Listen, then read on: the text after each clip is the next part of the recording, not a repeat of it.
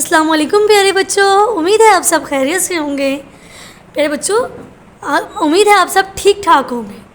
اچھا، جب میں آپ ٹھیک ٹھاک بولتے ہیں، اس میں ٹھیک کا تو معنی ہوتا ہے، ٹھیک ہے کہ آپ بالکل ٹھیک ہیں، تندرست ہیں، لیکن ٹھاک کا کیا معنی ہوتا ہے؟ آج ہم ایسے الفاظ کے بارے میں بولتے ہیں، وہ پڑھیں گے۔ ان کو بولتے ہیں ہم کلمہ مومن۔ جن الفاظ کا کوئی معنی ہوتا ہے، جو بامعنی لفظ ہوتے ہیں، ان کو ہم بولتے ہیں کلمہ، اور جو بے معنی لفظ ہوتے ہیں ان کو ہم بولتے ہیں مہمل۔ جیسے کہ ابھی ہم نے بولا آپ ٹھیک ٹھاک ہوں گے، تو بچے اس میں جو ہے ٹھیک لفظ ہے، اس کا ایک معنی ہے، ہمیں پتہ ہے کہ وہ آپ ٹھیک ہیں، تندرست ہیں، تو وہ کلمہ ہوگا۔ لیکن ٹھاک جس کا کوئی مطلب نہیں ہے، وہ ہوگا مہمل۔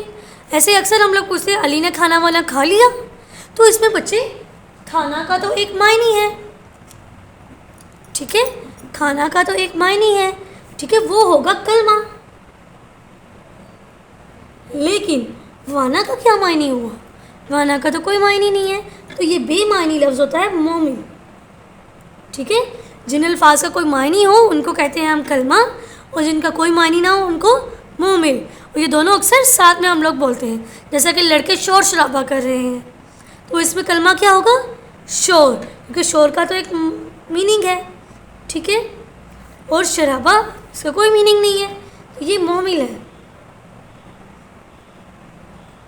صحن میں کوڑا کرکٹ مت پھینکو، کوڑا کلمہ ہوگا، اور کرکٹ مومل۔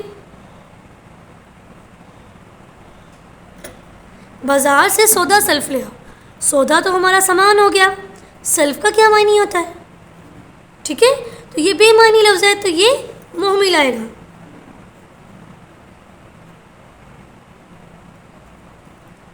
سودا ہوگا ہمارا کلمہ، اور سلف ہوگا ہمارا مومل۔ احمد نے گانا وانا گایا، اب آپ بتائیں اس میں کیا کلمہ ہوگا؟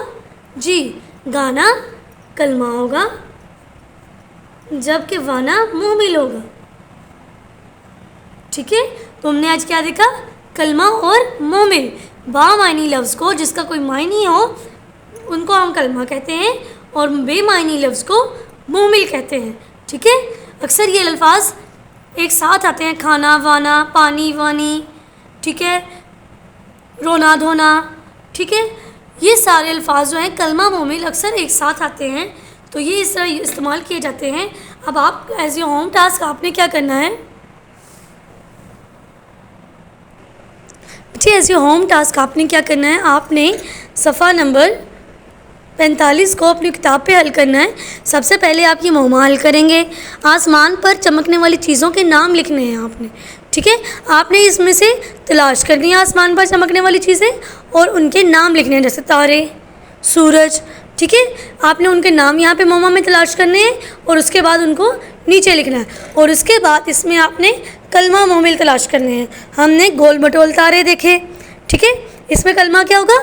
گول، کیونکہ یہ تو ایک معنی لفظ ہے، ٹھیک ہے، اور مومل مٹول، ٹھیک ہے۔ اسی طرح آپ نے اس میں کتاب پہ اس کو گول کو یہاں پہ لکھیں گے، اور مومل میں مٹول کو لکھیں گے۔ آپ نے ان کو میں کلمہ اور مومل کو الگ کرنا ہے، ٹھیک ہے۔ اس کے ساتھ ہی آپ نے بچے اس میں اپنی جو نظم تارے ہیں اس کو زبانی اچھے سے ترنم سے یاد کرنا ہے، ٹھیک ہے۔ آج کے لیے اتنا ہی، اللہ حافظ۔